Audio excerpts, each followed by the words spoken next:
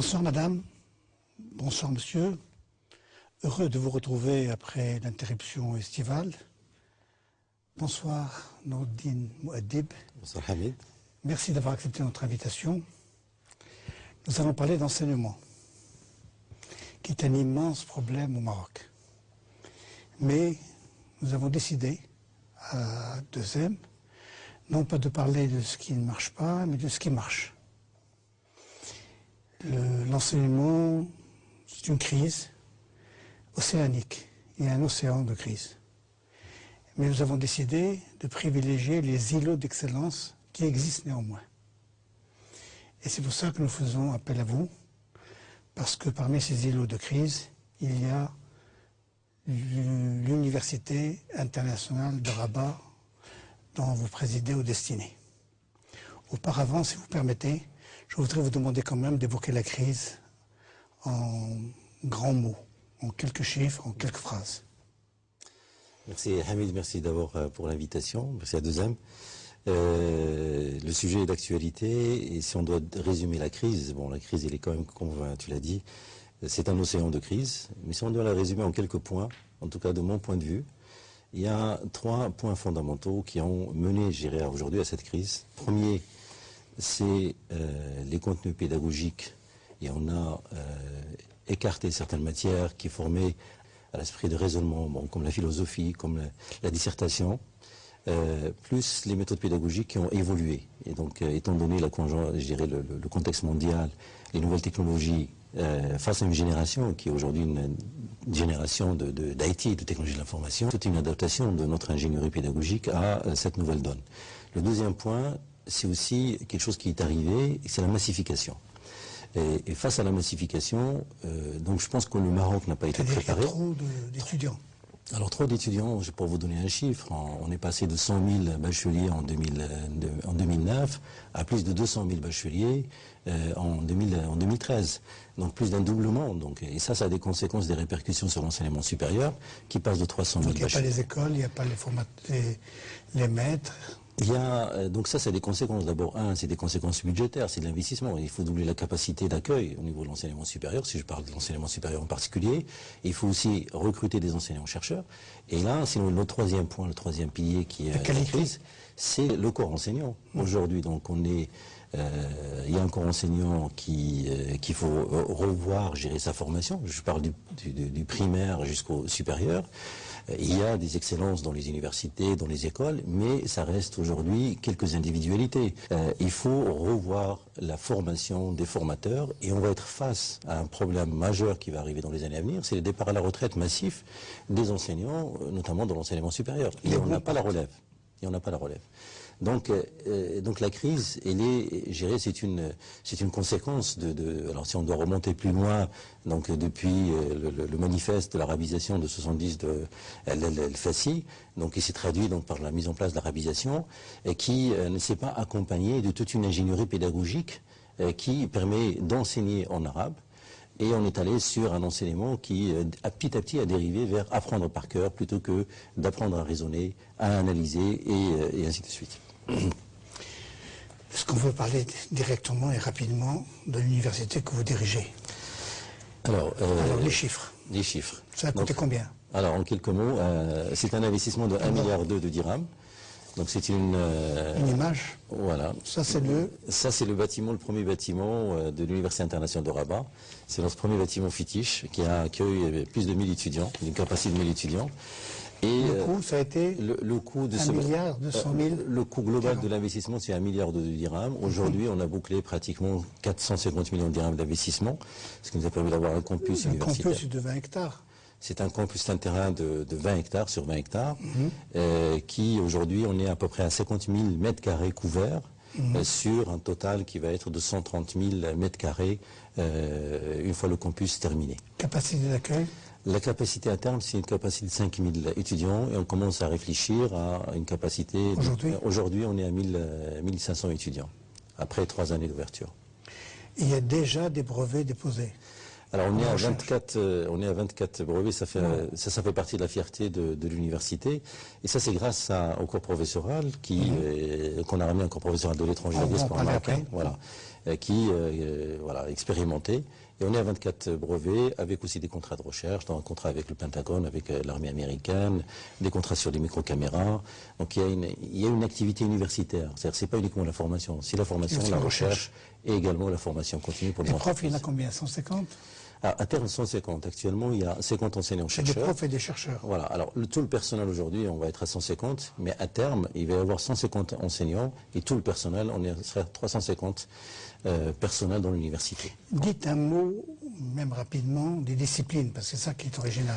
Alors, les disciplines, ce sont des disciplines qui collent à la stratégie nationale. Donc, une école d'aéronautique automobile, navale et ferroviaire. Ça, c'est quelque chose qu'on a identifié depuis 2004 comme un besoin. Et une école des énergies renouvelables, également qu'on a identifié depuis 2004 et qui s'est et la préparation aux grandes écoles. Voilà, donc il y a les classes préparatoires qui préparent aux grandes écoles et cette année on était heureux d'avoir des très bons résultats, comme Supélec, comme Supaéro, donc au concours français. Plus l'école Hassania marocaine et l'école Mohammedia. Le ferroviaire, l'aéronautique, le spatial, le naval peut-être. Le naval pas encore, mais il est prévu. Donc on ouvre un département pour le naval parce qu'on pense qu'il y a un potentiel au Maroc de création d'emplois dans le domaine du naval, étant donné les flottes de pêche qu'on a, étant donné les bateaux gérés au niveau de Tangimed, ou que ce soit le port de Casablanca ou les différents ports qui se développent. Il y a besoin de développer des chantiers navals et pour ça il faut développer les ressources humaines compétentes. Même pour les langues, vous faites original, puisque vous enseignez des langues qu'on n'enseigne pas d'habitude. J'ai noté le coréen. Oui. Alors, on a mis en place un département qui s'appelle Langue, Culture, Civilisation pour accompagner les étudiants en formation en langue et en culture générale. Et on est allé vers des langues, effectivement, qui donnent de l'ouverture dans le coréen. Donc, on a bénéficié. Combien d'étudiants en coréen? Une vingtaine d'étudiants pour le coréen. Les partenariats? Alors les partenariats... c'est encore une originalité. Voilà, c'est une Vous avez passé des contrats avec des partenariats. Voilà, et ça fait partie des clés de succès dès le départ du projet. C'est-à-dire c'était la diaspora, c'est les partenaires. Donc on a un consortium de partenaires Je vais parler de diaspora après, mais des partenariats. Des partenariats. Donc on a aujourd'hui des partenariats d'établissement avec la particularité de ces partenariats, c'est que ce sont des formations miroirs. Donc on est dans une réelle double diplomation. Les étudiants, ils ont une double inscription.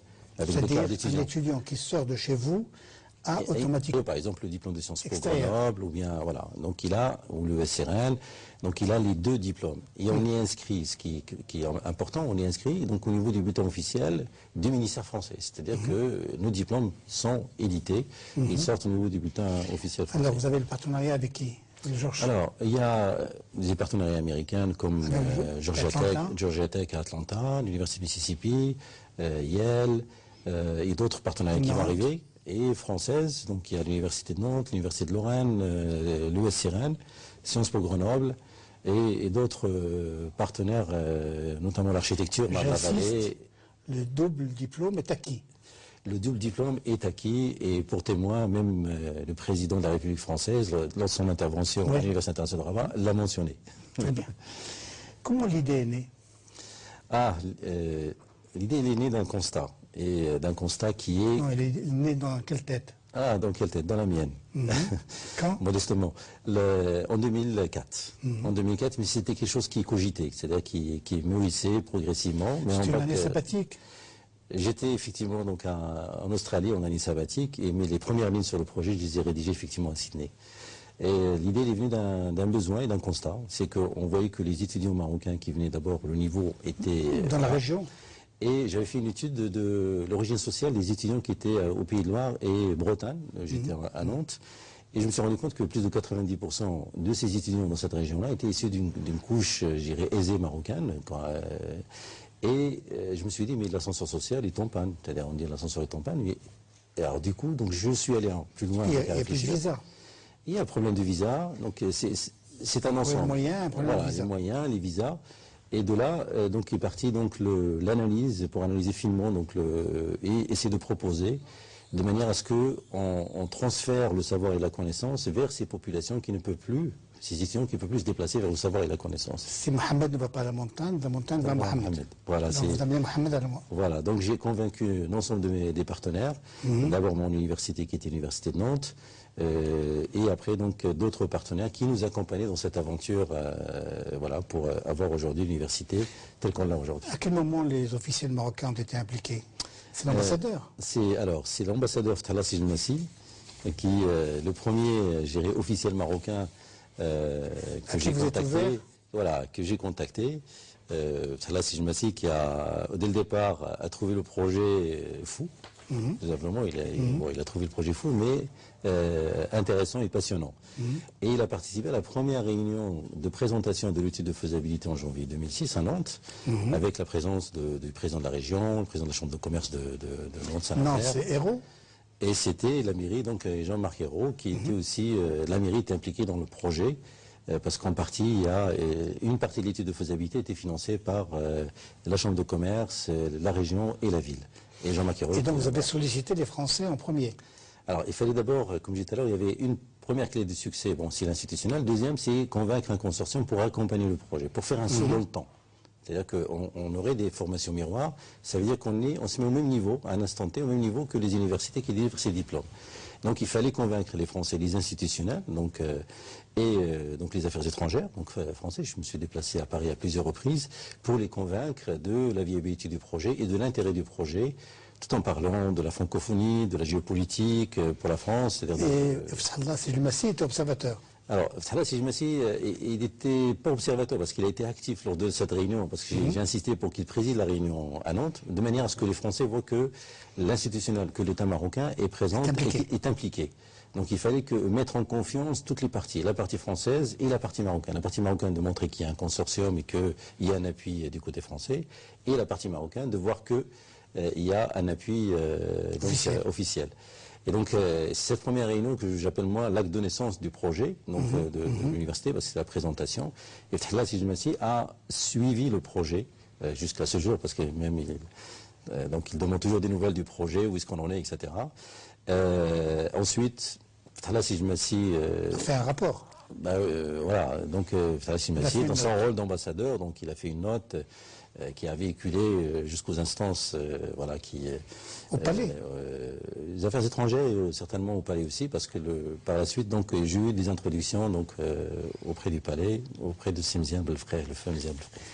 Donc Abdelaziz Mziane Belfrère a été chargé de suivre le dossier. Alors, c'est Abdelaziz Mziane Belfrère, donc je l'ai vu la première fois, donc il avait reçu la note sur le projet. C'est un grand monsieur. Donc et j'ai passé pratiquement une année, et je le voyais régulièrement, il challengeait le projet, parce qu'il voulait... Vous avez fait un business plan? J'avais fait un business model et un business plan, et c'est ça qu'il challengeait, parce que c'était tellement... Challengeait dans le sens... Alors je disais que bon, le business plan, voilà les normes pédagogiques, voilà les normes de construction, 1 milliard de douze qui vient. Bon, par exemple, on dit à un étudiant, il lui faut 10 mètres carrés pour l'accueillir. Lorsqu'on dit qu'il faut un enseignant pour 15 étudiants. Donc tout le référentiel sur lequel a été construit le business plan, donc il a été challengé, et y compris toute la construction de gérer du modèle avec un investissement, partenariat public-privé, donc il fallait rentrer dans le détail. Et ça a duré une année de gérer pour Mziane. Et puis finalement, il a validé. Voilà, une fois, et après donc il a validé, et c'était passionnant la discussion avec Mziane, qui nous a beaucoup aidé à consolider le projet. Il y a eu un épisode du partenariat français, le patronat français plutôt. Vous avez... Voilà, donc ça c'est le groupe Impulsion économique franco-marocain. J'ai eu la chance, voilà, c'était qui était co-présidé par Moustapha Bakouli pour le côté marocain et Jean-René Fourtou du côté français. Et donc j'avais fait mon étude de faisabilité et il y a eu la création donc, du groupe Impulsion. Donc le groupe venait d'être créé et j'avais... comme j'ai eu l'occasion de connaître Jean-René Fourtou dans un autre milieu, en tout cas, je lui ai envoyé l'étude de faisabilité et tout de suite il a accroché sur, en tout cas, les chiffres que je donnais, l'augmentation des effectifs, je donnais aussi les ratios d'ingénieurs dans différents domaines, en tout cas, et ça l'a intéressé. Et il m'a demandé de rejoindre le groupe Impulsion économique franco-marocain pour l'axe formation. Et les discussions que j'ai eues avec lui par la suite, bon, d'abord il y a eu le premier voyage pour rencontrer le gouvernement marocain qui était en 2006, avant l'été 2006. Vous avez fait partie du voyage? Voilà, j'ai fait partie du côté français. Du côté français. Donc le vol, c'était un vol affrété par l'État marocain, donc tout le patronat français. Oui. Et j'ai eu le plaisir de rencontrer tous les grands patrons français. De la Caisse d'épargne, Alstom, en tout cas tous les grands patrons. Et Jean-René Fourtou donc m'avait présenté à tous ces. Et c'est lui qui vous a présenté à Justo. Et c'est donc voilà, en arrivant donc au Maroc, lorsqu'on était, on est allé déjeuner donc au golf à Rabat. Et Jean-René Fourtou me présente à Ashton en lui disant il a un projet fou, mais intéressant. Voilà. Donc, et c'est comme ça que j'ai rencontré aussi, j'ai eu le plaisir et l'honneur de rencontrer Cédric Justo, qui après aussi a beaucoup aidé dans la réalisation du projet. Octobre 2007, le voyage de Sarko. Là, il y a eu un cafouillage. Alors, pour la petite anecdote, j'étais au Maroc, on m'a appelé pour venir avec la délégation française. Et on m'a dit, il faut que j'aille à Paris pour venir avec la délégation. Donc j'ai pris un vol pour revenir avec la délégation française qui a accompagné Sarkozy. Et là, je suis arrivé en atterrissant à Tanger, parce qu'on l'a attendu à Tanger, parce qu'il venait faire son discours, pour venir faire son discours sur l'UPR. J'ouvre mon portable et des amis parlementaires me disent félicitations, le président Sarkozy a parlé de ton projet au Parlement. Et moi, je tombais des nues, donc je n'étais pas au courant. Donc on nous demande de rentrer rapidement parce qu'il fallait écouter. Il préciser, il a parlé du projet devant le Parlement marocain. Devant le Parlement marocain. En tant que projet français. Et là, voilà, en tant qu'il s'est approprié le projet. Ça s'appelle un hold-up. Moi, ça m'arrangeait. Ah bon? Moi, ça m'arrangeait qu'on communique sur le projet. En tout cas, ce qu'il a fait, il s'est approprié le projet. Ce qu'il a, bon, je ne suis pas dans les secrets, ce qu'il s'est dit entre lui et Sa Majesté, mais en tout cas, je sais qu'à un moment donné, ça a discuté, et que Sa Majesté, ce jour même de la visite, donc il y a eu un communiqué royal qui donnait 20 hectares à l'université au niveau de Technopolis, et c'est ce qu'on demandait à l'époque, c'était un terrain pour qu'on puisse... Qui mettait fin à l'opération Sarko. Il mettait fin, en tout cas, à une imprécision, un doute sur le projet. Et donc Sa Majesté a annoncé qu'il donnait 20 hectares. C'est grâce à Sa Majesté que le projet a pu démarrer. Bien. Le projet devait donc être financé par la CDG en particulier. Alors, j'avais sollicité les institutionnels, parce que c'est un modèle, parce qu'on peut, l'UR c'est qu'une instance, c'est qu'un exemple. Mais le modèle, c'était de développer des établissements dans le cadre des partenariats public-privé. Et je disais, il faut que ce sont des projets qui doivent être portés par des institutionnels. Il ne faut pas être porté par un individu ou une famille, etc. Et donc, j'avais identifié la CDG comme le bon partenaire pour porter le projet. Moi, je suis l'opérateur, c'est celui, voilà, c'est l'ouvrier qui allait mettre en œuvre tout ça, mais il fallait qu'un institutionnel porte le projet. À l'époque, le directeur général de la CDG n'était pas très convaincu, en tout cas. À l'époque, c'était Moustapha Bakoui, il n'était pas très convaincu donc, du projet, donc ça n'a pas avancé avec lui. Frileux? On peut dire frileux, oui. Donc il n'était pas convaincu, on peut dire qu'il était frileux sur le projet. C'était pas le seul. T'es pas le seul, il y en avait... Le patron de Hawaii aussi. Là, tu peux m'emmener sur un terrain qui... donc, oui, il y en avait d'autres, et l'ambassadeur de France à l'époque, qui malheureusement a beaucoup freiné le projet. Thibault Jean-François Thibault, oui, qui a beaucoup freiné le projet, malgré un appui Sincèrement, jusqu'à ce jour, j'aimerais bien le rencontrer pour lui poser la question. Mais au moins pour lui montrer que... Donc il y avait de la frilosité du côté de certains partenaires. De certains partenaires, mais il y en avait d'autres qui appuyaient quand même. Mais il s'est passé quelque chose de bizarre. Les trois ont été...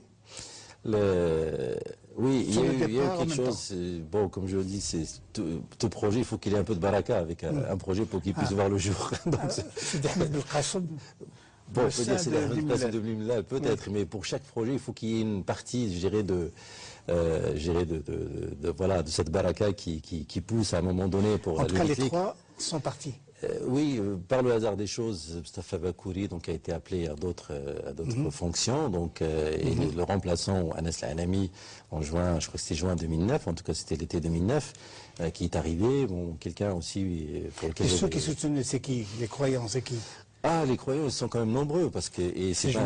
Alors, bien sûr, Ftarassi Jmassi, Simzian Belfkani, Cédric Justo, Salah Din Mzouar, Driss Yazami, Ahmed Khchishen, Khidriss, qui est un ami de ma région, Khalid Al-Alachi, et bien sûr Anas Al-Alami qui a remplacé Bakoui à la CDG. Sans le premier chèque signé par Anas Al-Alami pour lancer le projet n'aurait pas vu le jour. Donc on peut dire qu'il y en a qui ont commencé le projet, il y en a un qui l'a consolidé, qui a géré, firmé la pas la parenthèse, mais en tout cas qui a conçu des projets pour qu'ils puissent voir le jour, c'est Anas Alami.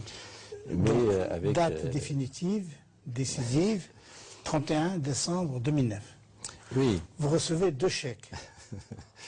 Alors ça, je crois que c'est un jour qui va me marquer toute ma vie, et c'était le meilleur réveillon de ma vie. Parce que c'était le 31 décembre 2009.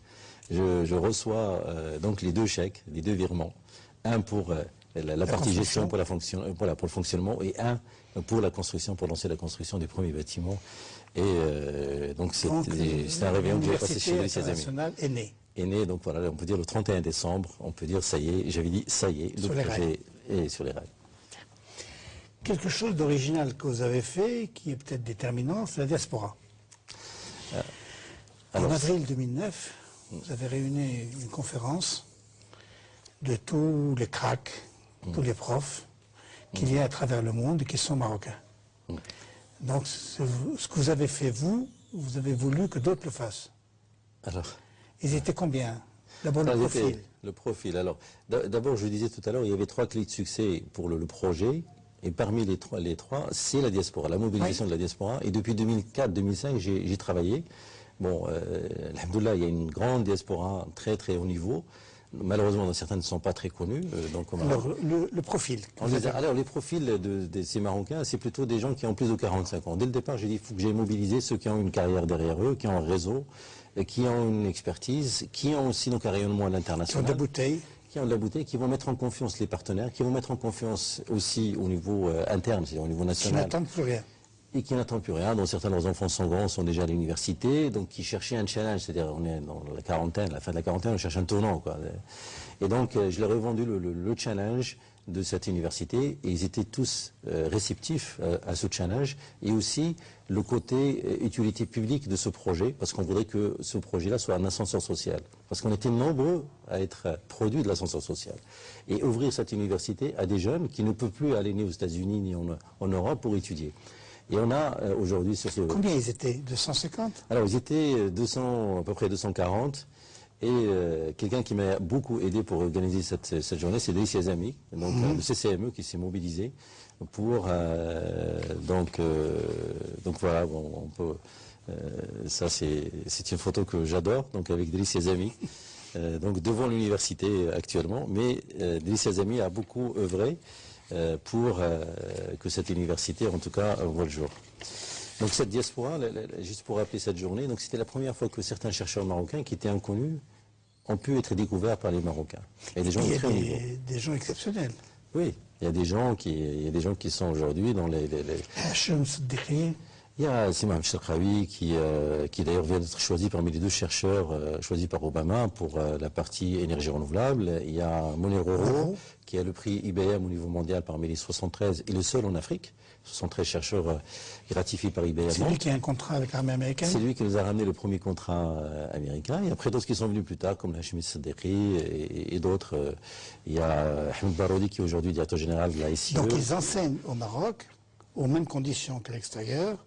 Et ils font partie pleinement de l'université. Absolument. Donc aujourd'hui, il y a 50 Marocains qu'on a rapatriés de l'étranger, qui ont fait le chemin du retour définitif.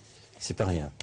Donc dans le dernier, il vient de George Mason, un qui vient de Finlande. Donc on est toujours dans cette stratégie-là de faire revenir les Marocains. Et le premier contrat que je leur dis, c'est former des doctorants, former la relève. De manière à ce que, à la fois pour nous en tant qu'université, mais également pour des CIME, pour d'autres établissements qui souhaitent les recruter. Inauguration par Sa Majesté. Ah, mais une journée magnifique. 9 septembre 2010. Voilà, donc septembre 2010, c'était une journée mémorable. Voilà. Et donc à côté de Sa Majesté, c'est Anas Alami qui présente la maquette du projet, c'est Ahmed Chishen. Amina Belkhadra aussi qui a donc accompagné le projet d'une certaine manière. Mounir Roro, il est là. Et d'autres ministres comme Chamier ou d'autres qui étaient là. Et cette journée donc nous a permis de présenter à Sa Majesté, parce qu'on était très honorés. Non seulement ça, parce qu'au départ, il devait venir juste, on devait présenter des posters, et à la dernière minute, on nous a dit de faire une présentation orale à Sa Majesté, et on était très, très honorés donc, de faire cette présentation, et Sa Majesté donc s'est installé, donc il nous a écouté, lui exposer le projet, on nous a dit il est là pour 20 minutes, parce qu'après il devait prendre un avion pour aller aux États-Unis, et finalement il est resté presque 1 heure avec nous. Vous avez présenté des projets? On a présenté, donc présenté général, plus ça c'est quoi? Voilà, des choses qui l'ont fait, qui l'ont en tout cas intéressé, c'est les brevets. Parce qu'on avait des brevets et on avait beaucoup négocié avec la sécurité royale pour qu'on puisse lui présenter ses brevets. Donc là, c'est quoi? Alors ça, c'est le chauffe-eau solaire. Donc ça, c'est on produit 300 litres d'eau chaude avec ça, et avec un système de capteur, donc qui permet de traquer le soleil, et pour maximiser la production d'eau chaude. Ça, c'est le lampadaire solaire. Donc c'est qui fonctionne à base de LED et qui est automatique. La nuit, il s'allume, le matin, il s'éteint et il stocke de l'énergie pendant la journée. Et on lui avait présenté tout ça, on lui avait fait une démonstration. Et à un moment donné, il avait enlevé ses lunettes pour regarder si c'est ça. Et en tout cas, pour nous, c'est plus tard. Ça, c'est après. Et ça, c'est un cube solaire avec des Coréens, Jusong. Pour ne pas les nommer, je suis désolé, mais en tout cas, c'est un projet de recherche. C'est la maison de demain. C'est un salon de 25 mètres carrés qui fonctionne en autonomie d'énergie. Toutes les façades sont des façades donc à base de cellules photovoltaïques qui captent l'énergie, qui la restituent en électricité. Et c'est ça qu'on voudrait développer au niveau de la recherche, c'est avoir des maisons qui fonctionnent, en tout cas que 50% de leur consommation énergétique soit reproduite tout simplement par les façades. Il paraît que Sa Majesté a été très surpris agréablement. Il aurait même employé le mot bijou. Je te laisse le mot, mais en tout cas, moi, je peux dire que j'ai retenu de la visite de Sa Majesté, en tout cas l'échange qu'on a eu, c'est un point important qui lui tenait à cœur, c'est les étudiants africains. Donc les étudiants africains, donc c'était une de ses premières questions, et bien sûr ses encouragements pour donc réaliser ce projet-là tel qu'on lui a présenté, parce qu'on lui a présenté, je dirais, un projet, et je pense qu'aujourd'hui on est dans c'est-à-dire on a atteint nos objectifs. Vous souhaitez qu'il y ait plus d'étudiants africains avec des bourses pour les Africains? Absolument, et donc il nous a posé la question, il nous a en tout cas encouragé à accueillir donc les étudiants africains, et je vous dis ça date de 2010. C'est vrai que l'actualité aujourd'hui, mais je pense qu'il avait profondément un souci d'ouverture vers l'Afrique. Vous avez une autre visite de Marc? Ah oui. Hollande. Donc, voilà. Donc ça, c'était cette année. Donc on a eu l'honneur et le plaisir, en tout cas l'agréable surprise aussi, d'avoir la conférence donnée aux étudiants par le président Hollande. Il était bluffé. Son discours, absolument, son discours était, voilà, son discours, nous on s'attendait à ce qu'il parle de la jeunesse, voilà, le printemps arabe, etc. Il a parlé que du modèle de l'UIR, et comme modèle innovant, qu'il faut aller vers ça, et la double diplomation. Et je pense que le modèle aussi l'a passionné, il l'a séduit. Parce qu'il a posé plein de questions avant qu'on rentre, donc avant qu'il donne sa conférence, pour des précisions sur le modèle, et il était surpris qu'on ait réussi à faire ça au Maroc. Cette année, la première promotion. Combien? Alors, 170 étudiants, c'était la première promotion qu'on a accueillie dans les qui ont du boulot tout de suite. La plupart terminent dans des masters parce qu'il y a la plus grande, et d'autres, et bien sûr ceux qui terminent le programme grandes écoles, oui, parce que c'était une promotion de 15-16. Juste une petite anecdote, on a une dizaine d'étudiants qui aujourd'hui ont été sélectionnés par Disney pour aller passer une année à Disney pour travailler à Disney, à Orlando. Disney au niveau international, mondial, il recrute des étudiants après des tests, et on a eu un gros contingent marocain, qui est celui de l'UIR, et on était très contents et satisfaits et rassurés. C'est vrai que nos étudiants sont bien formés pour être sélectionnés. Combien coûte un étudiant par an? Alors, le coût de scolarité, parce que le coût de l'étudiant, il est plus cher. Le coût de scolarité, c'est 70 000 dirhams, sachant que ce que j'ai dit tout à l'heure, c'est que l'ascenseur social, nous, on donne 30. Aujourd'hui, on est à 30% sur les 1500. Il y a pratiquement 500 étudiants qui bénéficient d'une gratuité totale au partiel. Les autres, c'est payé comment? Selon le revenu? Selon le revenu. C'est-à-dire que les gens, en tout cas les candidats qui posent une demande de dossier de bourse, les dossiers sont étudiés par une commission, ici en fonction des revenus des parents. Bien sûr, d'abord les critères académiques, et ensuite les critères sociaux, donc en fonction des revenus des parents.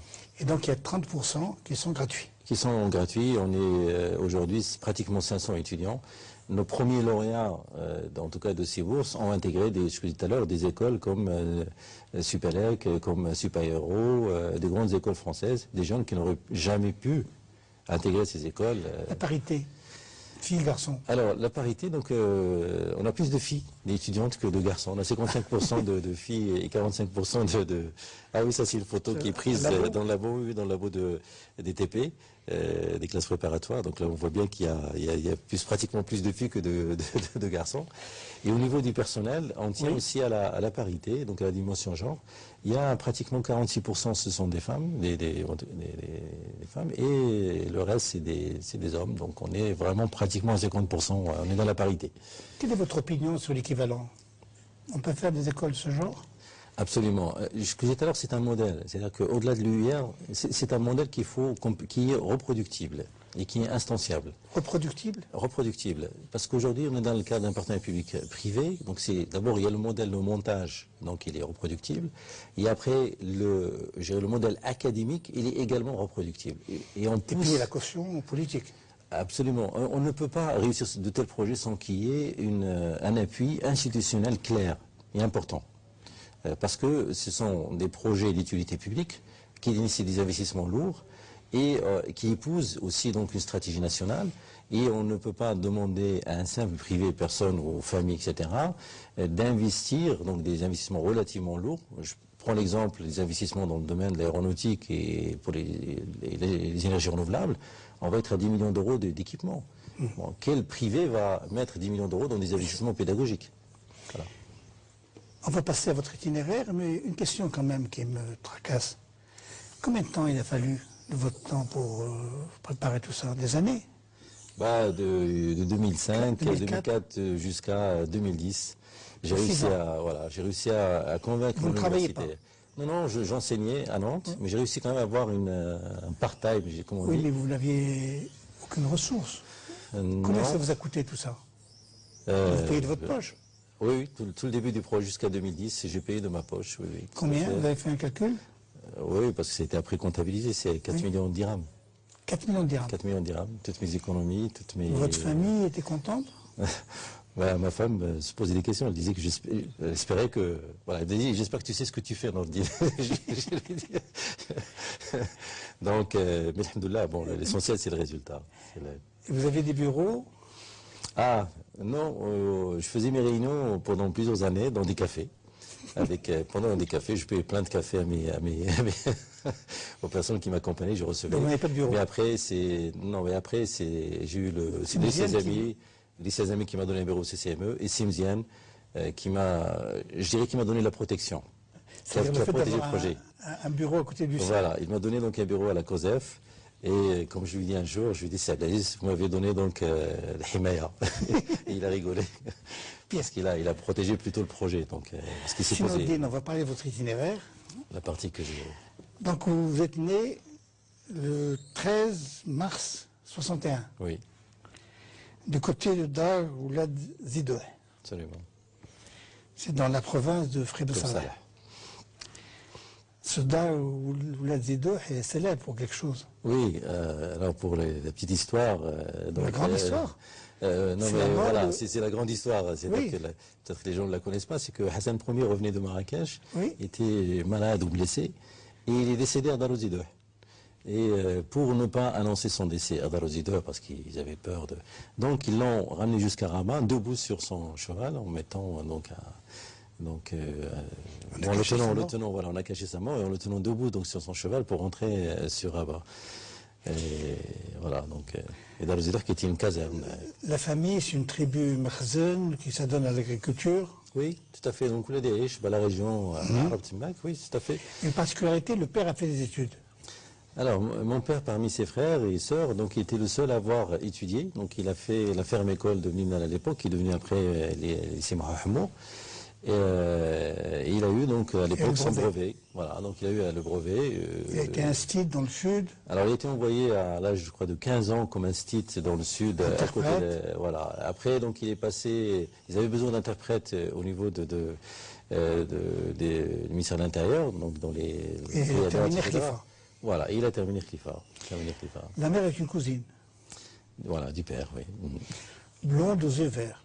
Oui, c'est une famille de blondinés, comme je leur dis, donc avec des yeux clairs, donc vert et bleu. Aïcha Haddad. Hachad. Hachad. Aïcha Hachad, oui. Le nom est important, on saura pourquoi. Oui. Alors la fratrie, c'est pas que là vous êtes nombreux. On est 6. 5 garçons, une fille. Oui. Alors, je peux... On va signaler rapidement. Oui, il y a un oui, médecin. Oui, il y a l'aîné, il est médecin à Casablanca. Le deuxième, il est donc à Bangladesh. Il a le quatrième qui est professeur à Caen. Le dernier, Youssef, qui est directeur financier d'une société marocaine.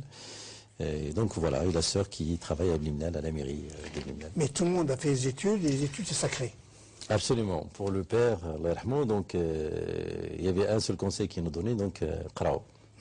Et c'est-à-dire c'était vraiment son message. Oui, mais l'adjudant, c'était la mère. C'est la mère qui veillait, parce que le père travaillait tellement, donc il était très pris par ses fonctions. Et c'était la mère qui veillait donc à l'éducation des enfants. Et bien sûr, comme toute mère au foyer de l'époque, elle tenait les... Oui, mais le père et la mère, c'est un couple. C'est un couple avec beaucoup d'affection.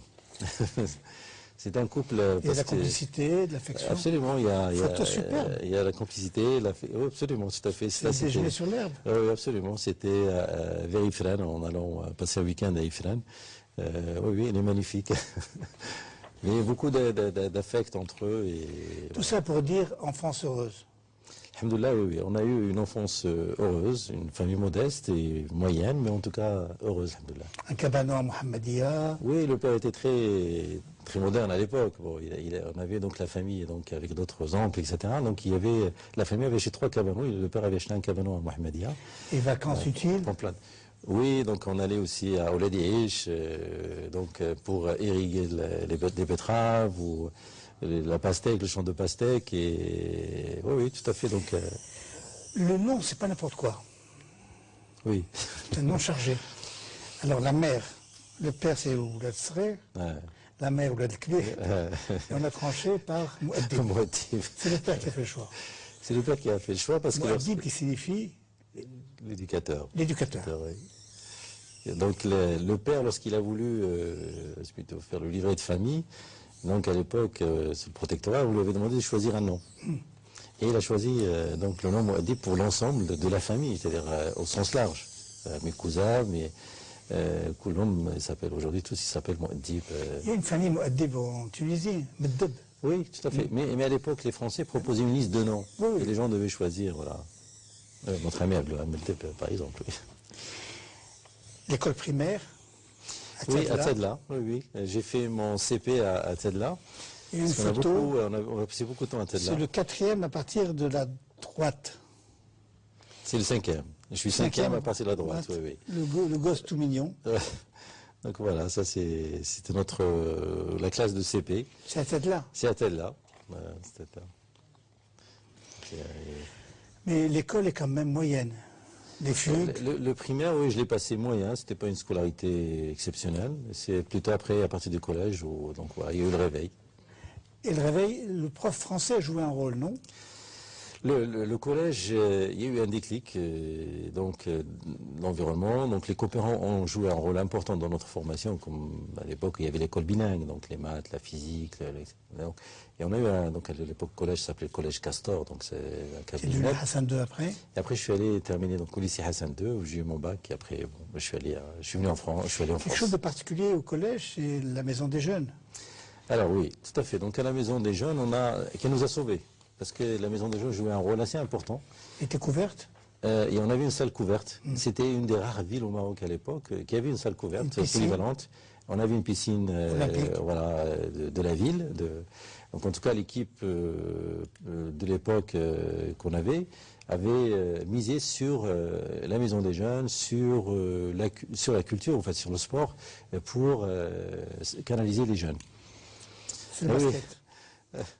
C'est des photos. Oui, je suis là. Donc ça, c'était les jeux scolaires. On jouait contre l'équipe de Meknès. qui nous ont foutu la raclée d'ailleurs, mais à l'époque, mais en tout cas c'était les jeux scolaires, de basket, c'était l'équipe de basket. Il y avait aussi le ping-pong. Oui, alors on avait initié la première équipe de ping-pong à Blimnel, qui est devenue aujourd'hui, je crois que c'est la meilleure équipe de ping-pong au Maroc, Ah bon? et qui a donné plusieurs équipes à l'équipe nationale. Et voilà, bah ça c'est, bon, je suis là, et on a eu la chance, il y avait des entraîneurs chinois qui faisaient le tour du Maroc, et ils sont restés avec nous, ils nous ont entraînés, et nous ont appris à jouer au ping-pong. Et ça a donné une histoire, bah, ça a donné une équipe aujourd'hui de ping-pong qui est parmi, je crois que c'est la meilleure équipe aujourd'hui de ping-pong au Maroc. Le bac en 1980, Oui. sciences, maths, une prépa, il y avait le choix entre l'IOT Voilà, et la France. Et la France. Donc je suis parti en France. Vous choisissez la France. Oui. Et vous ne choisissez pas n'importe quelle ville, c'est Poincaré, lycée Poincaré. Nancy. À Nancy. Que je connaissais pas du tout. Mais bon. Pour le voyage, pour payer l'avion, c'est la mère qui a vendu le bracelet. Oui. Tu bien ça? Absolument. 6 000 dirhams. Absolument. Et vous avez pris l'avion. Absolument. C'est la première fois, j'imagine. Là, c'est l'anecdote, elle est quand même historique pour moi et qui m'a marqué, qui je vais raconter aux petits enfants, j'espère un jour. C'était la première fois d'abord que je quittais le Maroc. Bon, oui. À l'époque, il n'y avait pas comme aujourd'hui, les jeunes voyageaient plus facilement. Vous n'avez jamais pris l'avion? J'avais jamais pris l'avion, ni le train, ni le bus, ni le tramway, ni le métro, ni quoi que ce soit, ni aucun moyen de transport par le bus, le car, comme on disait, pour venir à Casa. Et ce jour-là, donc, j'ai pris tous les moyens de transport que j'avais jamais pris de ma vie. D'abord, je prends l'avion. J'arrive à Paris. Avec une valise, j'imagine. Avec une grosse valise que ma mère m'avait préparée, une valise verte, je me rappelle, très verte et en cuir. C'était les valises d'Al Hajj à l'époque, qui étaient énormes, donc je ne pouvais pas en porter. Il n'y avait pas les roulettes non plus à l'époque. Et j'arrive à Paris, alors déjà pour savoir où il faut que j'aille chercher ma valise, etc. Donc c'était tout un. Donc je suivais, donc comme un. Voilà.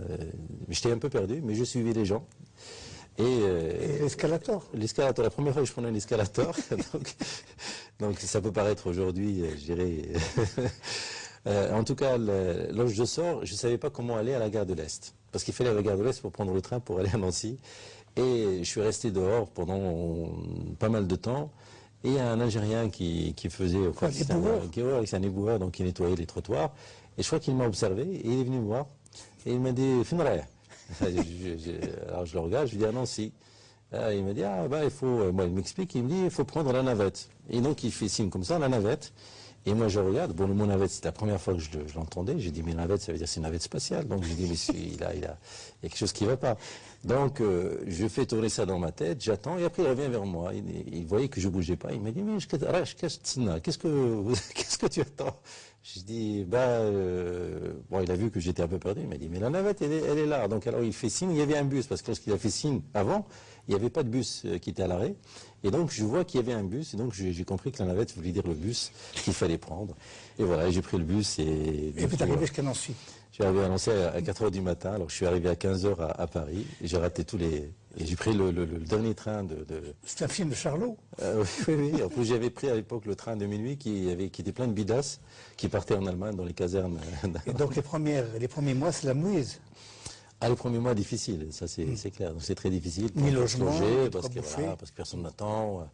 Non, qu'est-ce que ça frappe le plus chez les Français? Ce qui m'a profité, c'est au début la scolarité, lorsqu'on a commencé l'année scolaire. Donc l'individualisme des... Oui, c'est-à-dire que lorsque, bon, j'étais à Blimnel, au lycée, donc on s'entraidait, on sortait au niveau du champ d'Olivier qui était à côté du lycée, on pouvait aider quelqu'un à travailler, si on rate un cours, l'autre. Et je suis arrivé donc en classe prépa, mais alors il n'y avait pas du tout ça, donc chacun pour soi et Dieu pour tous, et même donc chacun donc caché, en prenant des notes pendant le cours. Et ça effectivement, ça m'avait choqué. C'était un choc culturel. Bon, les études, ça c'est le bulldozer. Voilà, vous avez tout fait. Voilà. La licence, la maîtrise. Maîtrise de A, thèse, doctorat, et après une habilitation à diriger les recherches. Voilà, tout ça rapidement, jusqu'en 95. Jusqu'en 95, oui. Et vous avez fait beaucoup de cours privés pour toute votre scolarité. Alors oui, j'étais en classe prépa, j'ai eu la chance de rapidement de donner des cours et donc rapidement j'étais autonome pratiquement financièrement. Déjà la bourse à l'époque était assez conséquente parce qu'à l'époque le dirham était plus fort que le franc.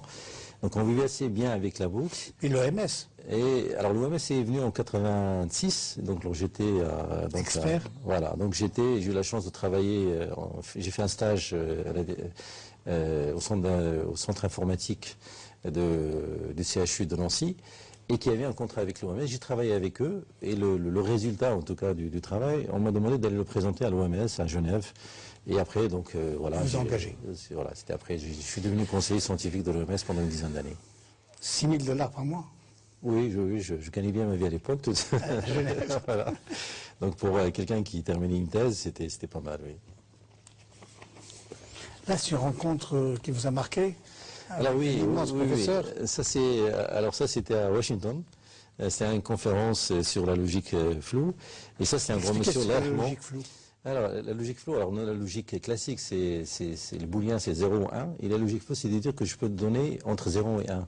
Par exemple, dire un élément appartient ou n'appartient pas. Je dis un élément appartient à un ensemble avec un degré entre 0 et 1. Par exemple, on dit, est-ce que cette personne est jeune? On ne peut pas dire oui ou non. On dit oui, donc on va nuancer, on va dire. C'est la logique floue. Voilà, c'est-à-dire c'est de pouvoir graduer, donc et de ne pas être dans le binaire 0-1, mais de graduer plutôt l'approximation. Et donc ces messieurs-là, donc qui était un des sommités mondiales dans Feldman, donc et qui était un des créateurs de cette logique floue. Donc lui Izadeh, l'autre Izadeh qui est à Berkeley, et là donc on était à la conférence à un congrès et je discutais avec lui. Voilà. La politique ratait, comme disent les Algériens, indifférence. Oui, c'est-à-dire, c'est-à-dire que j'étais pas du tout branché dans le militantisme. Mais la politique s'est intéressée à vous. Voilà, donc à travers l'oncle. Voilà, donc la politique, si on peut dire ça, mais en tout cas, un problème m'a été imposé, quoi. Pas été imposé, mais en tout cas, m'a concerné, qui est celui de mon oncle qui était à Tazmemert.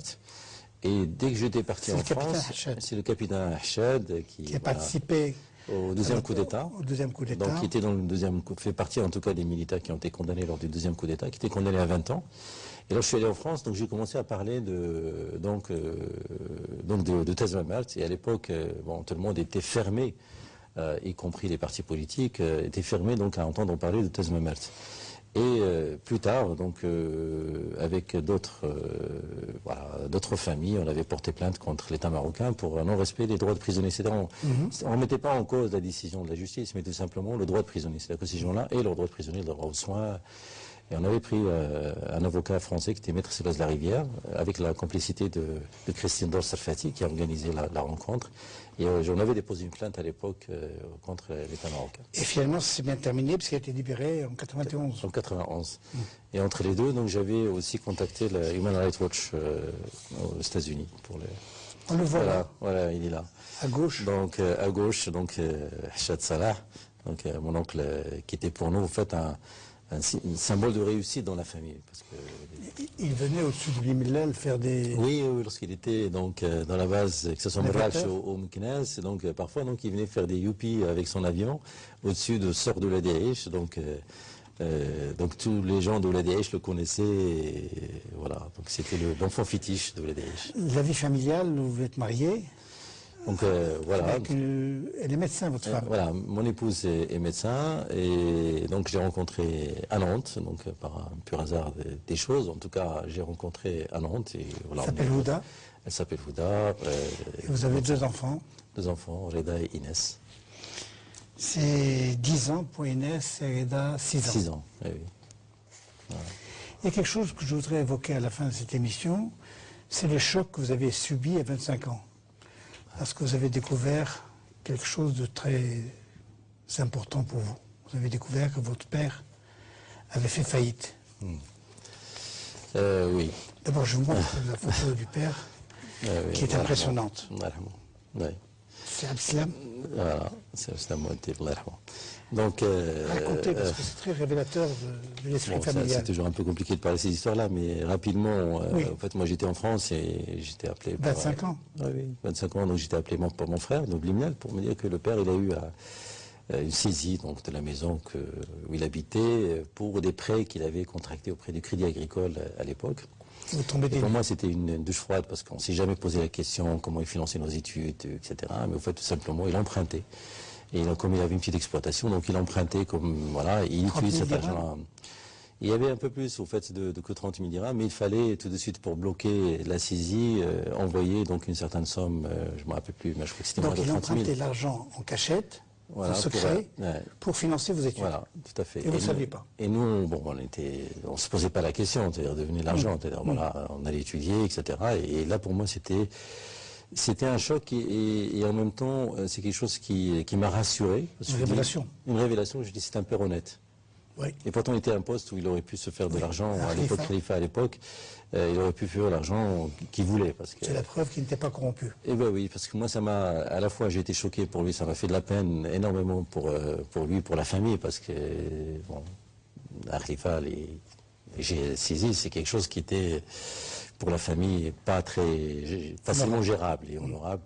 Mais pour moi, c'est ce que je disais à mes frères, je dis, mais au moins, on sait qu'il était honnête. Qu'est-ce que vous avez fait? Honnête.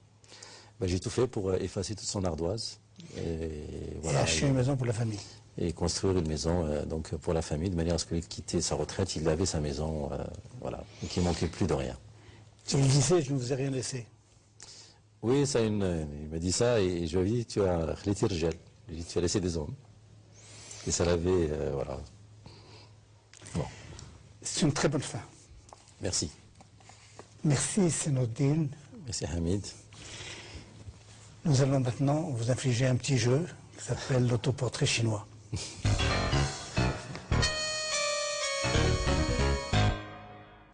Senoddin, on va vous infliger un petit jeu qui s'appelle l'autoportrait chinois. Si vous étiez un animal, Poisson. à cause de la date de naissance, Voilà, je suis poisson et j'aime bien nager dans les eaux claires. un arbre, Pommier.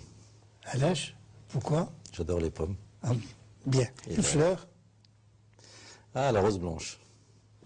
J'aime la paix. oui. On imagine un bouquet de mariage.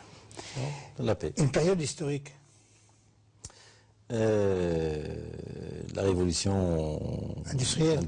la Début du révolution XXe siècle. industrielle, absolument, tout à fait. Parce qu'on a Et connu une l'explosion révolution des découvertes. Oui, l'explosion des découvertes qu'on continue à avoir d'ailleurs aujourd'hui. une époque historique au Maroc.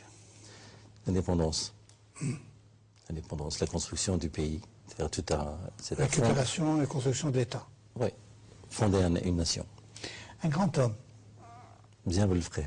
Abdelaziz Mzien Belfrère. C'est Abdelaziz Bien Belfré, Bravo. Beaucoup de Marocains doivent partager cette opinion. je pense. C'est Une mérité. grande dame. Ah, Aïcha Chena. J'adore. Je la connais pas. Mais j'adore ce qu'elle fait. Beaucoup de Marocains doivent partager ce soir. J'aime beaucoup ce qu'elle fait. C'est une femme de Une cœur et grande dame. militante. Une région du Maroc. Ça va de soi, c'est la région de l'Asile, El Blimlel.